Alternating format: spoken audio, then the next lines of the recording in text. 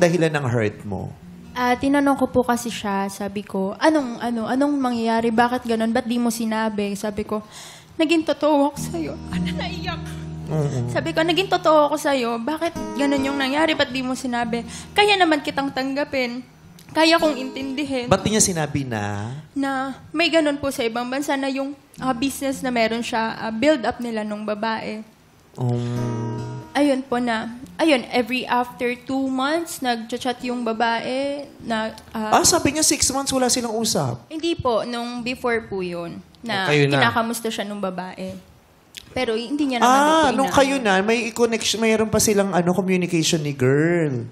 Hindi mo naman nakwento kasi yung Trey. Meron pala kayong communication ni girl. Pero ang sabi niya po kasi is, parang every 2 months kakamustahin lang siya, tapos sasagot niya okay lang, tapos matatapos na yung conversation nila. Ganun. Parang I felt betrayed lang po kasi nagtiwala ako, binigay ko yung effort ko, lahat binigay ko. Lahat ng alam kong pagpapakita kung paano magmahal, kung paano siya intindihin, nabaliwala. Kasi nga, uuwi yung babae. Tapos nang naghiwalay po kasi kami nun, nakipaghiwalay ako, inantay ko siya mag-reach out sa akin mga 1 week, naghihintay ako kung magsasorry siya kung ako yung pipiliin niya. Kasi ako yung kasama niya dito eh, ako yung present eh. Hindi po niya ako ni-reach out. Tapos, nabalitaan ko na lang po na hinihintay niyang umuwi yung babae. I can see it in your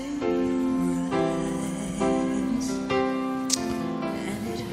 And hindi natin alam kung ano talagang tumatakbo kay Dre noong mga panahon na yun. Kung ano talagang truth. Your truth, her truth, are understanding. Kung ano yung mga di ba? Kasi pwede tayong magbigay ng kanya-kanyang judgment or pwede nating i-summarize yung kwento pero hindi naman natin alam kung depende na rin sa inyo. Kayo lang naman ang nakakaalam talaga nun. Hinintay mo ba talaga si girl? May something ka ba talaga? Actually, inintay ko talaga siyang umuwi kasi nga ang ine-expect ko na to talk is that business. Yeah, ba't di mo inano sa kanya, nilinaw na nag-uusap kami pero at kakausapin ko siya pag dumating siya rito kasi lilinawin ko yung negosyo namin ay akin. Oo. Pero sinabi ba nung ex mo na yon na pag hindi mo hiniwalan si Kay, mawawala yung negosyo no? Wala namang pong ganun nangyari. Wala. Di ba parang ang dali siyang i-explain na yung ex ko nandito nang gugulo.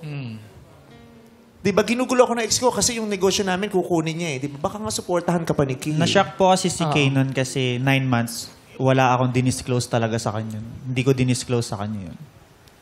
That 9 months, saka ko lang sa kanya sinabi na may ganun. Meron akong sa ibang bansa. Unless nung time na yun, Dre, nalilito ka talaga. Litong-lito po talaga ako that time. Hindi mo alam kung si Kay... Parang yung plema, nalilito. Lalabas ba ako o dito lang ako? Sumama lang eh. Gusto ko na ba ng kalayaan? O okay lang ako kahit toxic na itong environment? Kasi sabi nga... Pumapit ng gusto. Oo nga.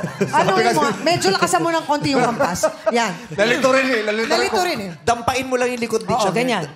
Tama yan. Ituloy mo lang habang tinatanong. Dre, so nung time na yun, inisip mo ba, sino ang pipiliin mo? Si Kay o yung girl? O talagang hindi mo alam kung sino? Hindi ko na po alam kung sino na. Kasi sobrang confused na po ako nun. Nako. Sana pala hindi ko na lang nilabas yung...